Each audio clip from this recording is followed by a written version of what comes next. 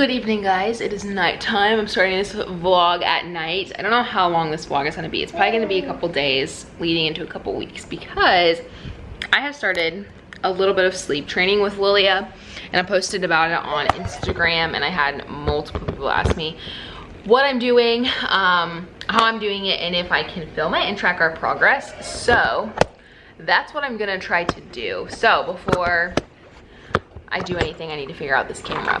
All right, so I've been doing the Ferber method for, today will be the third day that I've been doing it.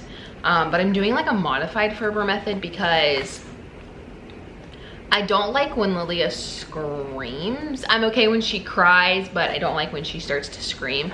So if she starts to scream, I will pick her up and rock her. So basically what I've been doing is I do intervals. I'm only on day 3, so I've been doing intervals of 5 minutes. So you want them to have a consistent cry for 5 minutes, I've learned. So Lilia will cry for like 2.5 minutes, then she'll find her binky and she'll soothe for maybe 30 seconds to a minute, and then she will usually cry again. So I don't count that as, like, I don't count 2 of those 2.5 minute intervals as like her crying. I want her to cry for a consistent 5 minutes, because when she does soothe herself with her binky for that 30-45 seconds, that's when she's learning that she can do it. Breaking the habit that I will run in there every time she cries. A lot of people, and also myself, have read that babies can't self-soothe, and I don't think that my goal is to have Lilia technically self-soothe. My goal is so that when she wakes up and she's not hungry, she doesn't need her diaper changed, she just wakes up, that she knows how to fall back asleep on her own, and she doesn't cry and doesn't need to be soothed back to sleep. She just knows how to fall back asleep. So I don't really necessarily believe that she's gonna learn how to soothe herself. I think she's just gonna learn how to go back to sleep when she wakes up, I guess. Is that self-soothing? I don't feel like that's self-soothing, because self-soothing would be like when you're crying or when you're upset. But if she wakes up, realizes that she's still tired, she's not hungry, her diaper's not dirty, she doesn't really need anything, she can go back to sleep on her own. Maybe she misses missing her binky and she just grabs it and puts it in her mouth and goes back to sleep. I don't expect her to sleep through the night. That's not my goal. She's been waking up every 2 hours every night since we got home from the hospital, basically, and I just don't feel like that's the best bet for me or her. So my goal is to have her sleep maybe 4-hour stretches. The goal would be like 5, because that's considered like through the night for a baby. But my goal is not for her to sleep 12 hours. I don't really have that in mind. I don't mind waking up with her. I don't mind waking up with her every 3 hours if she, you know, just needs to be rocked back to sleep or nursed back to sleep, and then she goes right back down. But for the last like week or so, the 2 weeks where I've reached my breaking point to kind of change my mind on sleep training, is that, you know, she was waking up every 2 hours, nursing, and still wouldn't want to go back in her crib. She'd fall back asleep and I'd put her in her crib and she would wake right back up. So I knew at that point that I had created a little monster and I needed to fix it. So that's why I'm doing like the modified Ferber method. So back to what I'm doing. So I'm doing 5-minute intervals. I'm only on day 3, so it will increase over time. And it has to be 5 consistent minutes of crying. If she soothes within those 5 minutes, the timer will restart once she starts crying again. And after about an hour, if she is uncontrollably crying, like she hasn't soothed for 6 or 7, or not 6 or 7, but for like 2, maybe 3 5-minute, like it's been 5, because 2 or 3 consistent 5-minute intervals that I've had to go in there, like she hasn't soothed herself in 15 minutes, then I will go in, pick her up, rock her back to sleep. The second she falls asleep or gets drowsy, I will put her back down. Usually right when I walk out the door, she will wake up and she will cry again, and we'll start over, and I'll do it for an hour. I do honestly have to say that last night it took 3 hours, 3 tries for me to get her to bed. So I put her down at 6:30. She woke up at 7:30. She woke up at 8:30, and she woke up at 9:30, and finally at 9:30 she went down and didn't wake up until about 1 a.m. So I consider that a big win. But then for the rest of the night it was 1 a.m. then it was 3 a.m. But at 3 a.m. she did not nurse, I don't believe. Or was it that she didn't nurse at 1 a.m. and she nursed at 3? She only nursed at one of those sessions from 1 a.m. to 3 a.m. And then she woke up at 5 a.m. and then she woke up at 7 a.m. But I woke her up at 7 a.m. So I don't know how long she would have slept for that. Yesterday, she did really good with her naps. She slept for 45 minutes each nap. She does 3 naps a day, 3 1-hour naps a day, or like 2 1-hour nap, and then like 1 30 45-minute nap. But she's only hitting like 45 minutes, and then she kind of chills in the crib for 15 minutes. Today, she did not take a single nap in her crib. She absolutely refused. Her first nap, she refused, wouldn't calm down, wouldn't soothe, didn't want to go to sleep, rocked her, she didn't want to go to sleep, she just rebelled. So I was like, whatever, fine, we won't take a nap. For her second nap, she actually fell asleep in the car, ended up sleeping for about 45 minutes. So that was a good nap, and it was right at like 11:20, which I usually like to put her down around 11:30, 11:45 for her second nap. And then she finally went down around 3 o'clock for her last nap, and she was actually being baby worn because she was very unconsolable at that time. She was crying, we couldn't get her to go to sleep. Every time I got her to sleep and I would try to transfer her, she would immediately wake up, and I knew if she didn't sleep, she would be very grumpy. So I just kind of had to go. Like I said, I'm doing like a very modified version of the Ferber method. I'm being strict, but I'm also not being too strict because I'm changing a lot of aspects in her sleeping habits. I'm changing, you know, that she doesn't nap in her carrier. She naps in her crib. I don't come and pick her up. She doesn't nurse to sleep anymore. I'm already changing so many aspects that every once in a while, if she's having a bad day, then, you know, we kind of just have to do with what works that day. Every baby's gonna have off days. Their sleep's not gonna be perfect. I don't expect this to be like something that cures her of her bad sleeping habits and she sleeps for the rest of eternity like this. I know that their sleeping habits change until early childhood. It's just really hard. That's why at the beginning, when I first became a mom, I really didn't believe in sleep training. And even now, I don't necessarily think I'm sleep training in a heavy way. I'm just kind of like trying to get her into better sleeping habits, which I guess is like sleep training, but not like hardcore. I'm not letting her cry it out till she falls asleep, which I have nothing wrong with that. Like if you decide to do that, I just can't do that. Like my heart and I just can't listen to her cry on the monitor for that long. So that's what we're doing.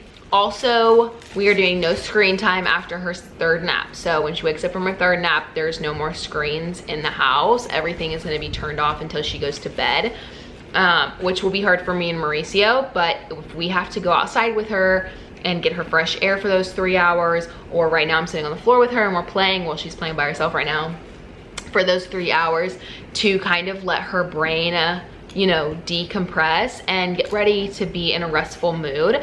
And then we will continue doing baths every night. I don't know if this will change in the winter, depending on her skin changes. We've bathed her every night since she was like a baby. So ever since she came home from the hospital, that's what we've done, and we've never had problems with her skin.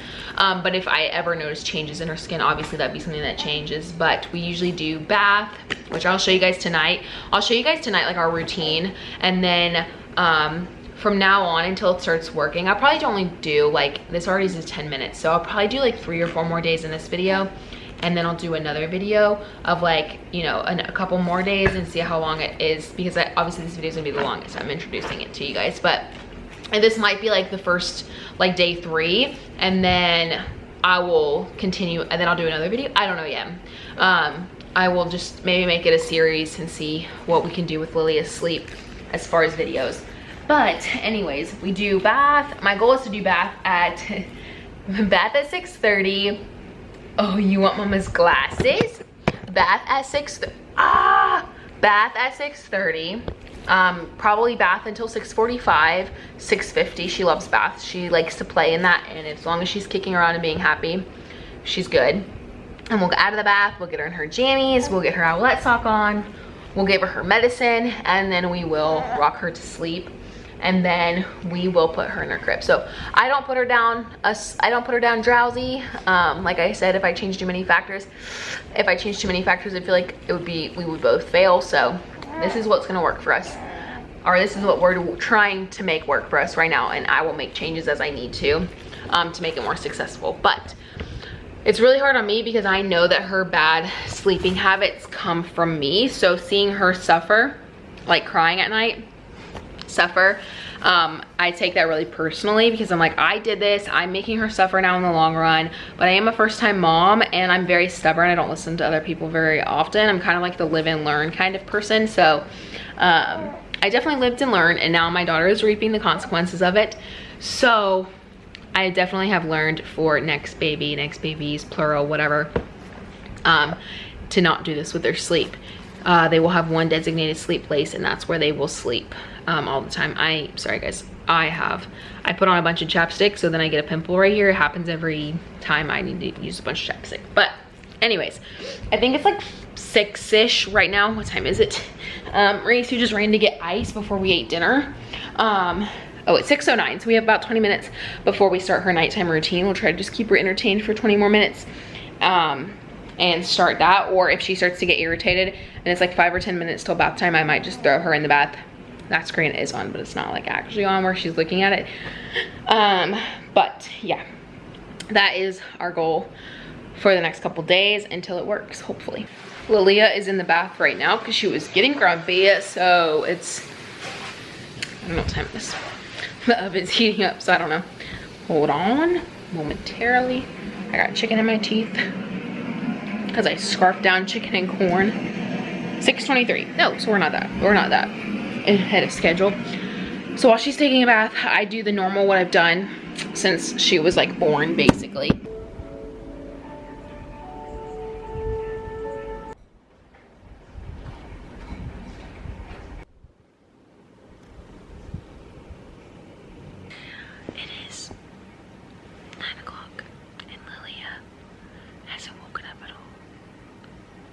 Put her binky in twice, but she hasn't woken up, so I'm gonna go to sleep while she's asleep. This pimple hurts so bad. I just put one of those patches on it. It's yellow again.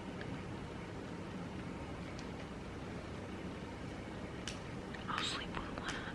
All right, good morning guys. It's actually 2 days later since I last updated about what we're doing for Lilia as far as like sleep training with the Ferber method. So I want to show you guys. So I need to update the night that we started, so night 3, and then also night 4. So last night was night 4. So let me pull up her Owlet app because that helps me kind of remember a little bit better. I really love the Owlet app for multiple reasons. Dang it, you're sitting on the one thing I usually give her on my desk to keep her entertained. So let's figure this out. Here's this, my mood octopus, whatever. Mauricio bought it for me, I guess because I'm moody. Okay, this is not gonna work. Let's see here. Try erase. That was weird. Our extra like computer we have, it just kicked on. All right, so of course you're gonna still want this.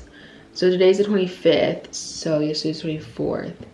So the 23rd to the 24th. Okay, so the night that I showed you guys told you guys about what we were doing, she slept all the way up until we went to bed, and she woke up at 9:20ish, and we let her cry for close to an hour by herself because we were in the room with her. So we let her cry almost for around an hour because we were in and out of sleep as well. We were able to fall asleep. Sounds really bad, but that's what we did. Mauricio rocked her to sleep once, and then he couldn't get her down, so I was like, just give her to me. I will feed her, nurse her, because at this point she had not nursed for almost 4 hours. So I was like, you know what, let me just try to nurse her. So I nursed her and she ended up falling back asleep. I put her down and she woke up again at 11:41, which I wasn't surprised because when I nursed her, nurse her to sleep, I didn't really nurse her to sleep. She was still awake when I got into nursing. When I nursed her in the middle of the night, she didn't get like a full feeding. She only like ate for like 5 seconds, I feel like. And then she was falling asleep, so I pulled her off. So I was not surprised that she woke up again to eat for real. So she ate for real at 11:40, and she slept all the way up until 2 a.m. Again, woke up, I think I rocked her to sleep, and she went down immediately after. And I'll insert pictures of this Owlet app so you guys can kind of see. The orange is wake up times, the light purple is light sleep, the dark purple is dark sleep. And then she slept all the way until 5:50. Yeah, 5:50. So she slept for almost 4 hours. So that was a good stretch. Like I said, my goal is not for her to sleep through the night. It's just to eliminate these 2 hour, she's looking at the Longhorns. It's just to eliminate waking up every 2 hours. I'll also insert a picture of like what her sleep looked like before we started, so you guys can kind of compare and contrast and see what it looks like. And then last night, it looks like it hasn't updated completely, so let me X out of the app and go back into it and see if that helps. Here you go. Thank you. Thank you. All right. So last night's sleep, let's see. All right, so she went down at around 6:30. It was blissful. She slept all the way up until, again, 9:50 is when she woke up. And again, we let her cry for an hour. We were able to get her back to sleep, and then she only slept for like 10 minutes, and then she woke back up, and we let her cry then. And then, so she woke up again at 11:12, and she ended up falling back to sleep at like 11:40. And I don't necessarily remember if, I think Mauricio might have gotten up and rocked her to sleep. I think that's what happened. And then she slept till, oh wow, I can like zoom in on this. Okay. Okay, that's a lot better. And then she fell back asleep at like 11:40, and she slept all the way up until 1:17. I wasn't surprised because she hadn't fed since I put her down. So she ended up going back to sleep at 1:30, and she slept all the way up until 4:30. So that's a 3 hour stretch, which is not bad. My goal is 3 or 4 hours. 5 hours would be ideal, but anything other than like hour, 2 hours, I'm fine with. And then she nursed and went back to sleep at 5 a.m. And then she slept all the way up until like 6 a.m. That is when Mauricio, oh my gosh, I just realized I had chocolate on my shirt from eating ice cream last night. Anyway, so that's when Mauricio actually came in and let me know that he was leaving for work. So that probably woke her up. That's probably what woke her up. And then, so she went back to sleep at 6:21, and then she slept all the way up until 7 a.m., which is when I wake her up. So that is what the charts look like. Last night, actually, not last night, the night before, or yesterday morning, I set my alarm for 7, and I wanted to wake her up with her, but I ended up like turning off my alarm, and I was aware that the alarm went off, and I ended up falling back asleep, and she didn't wake up till 8:15. So it threw off the whole schedule. And then obviously we're traveling again today for a week. So I'm sure her schedule again is gonna be thrown off, but my goal is to try as hard as I can with the Ferber method. You know, even at my mom's house, to try to, you know, keep doing it. And hopefully that helps. I think one thing that's helping her go down easier at night too is that we eliminate screen time after her last nap. And then also we take her outside a lot and get her energy out. We, you know, just spend a lot of quality time with her and exhaust her. And then, you know, she goes in the bath and she plays, and then she comes out, and then we also hang out with her until she starts getting sleepy. And then once she starts kind of like dozing off in my arms is when I put her, like, get her ready for bed, like rock her to sleep and stuff. So honestly, it's not been that bad, but obviously it's gonna get harder from here on out because we're traveling. Even though I feel like we're actually having a breakthrough with it, I feel like we are gonna regress a little bit just because of traveling. So it might suck, but hopefully when we get back, we can, you know, kind of, I'm hoping that when I get back from my trip, I would have been able to stay pretty strict on the schedule. Obviously, it's gonna be really hard because we're staying in other people's houses. And, you know, getting Lilia down for a nap in her own bed is gonna be really hard. And like, you know, we have to eat out all the meals of the day and stuff like that. So it's gonna be hard, but you know, as long as we're kind of sticking to that schedule, I'm okay with it. And then, you know, staying in her crib at night is the most important thing, or her pack and plays, which she'll be in. But I'm gonna go ahead and end this video right here, and you guys will see like an update. I'll probably do an update next week when I get back of like how this week went.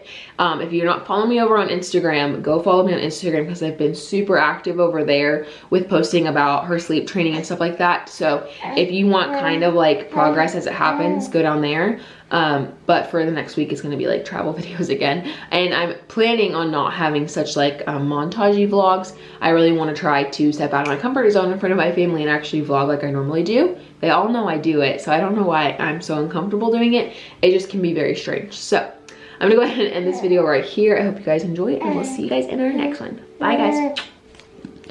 So I just close my eyes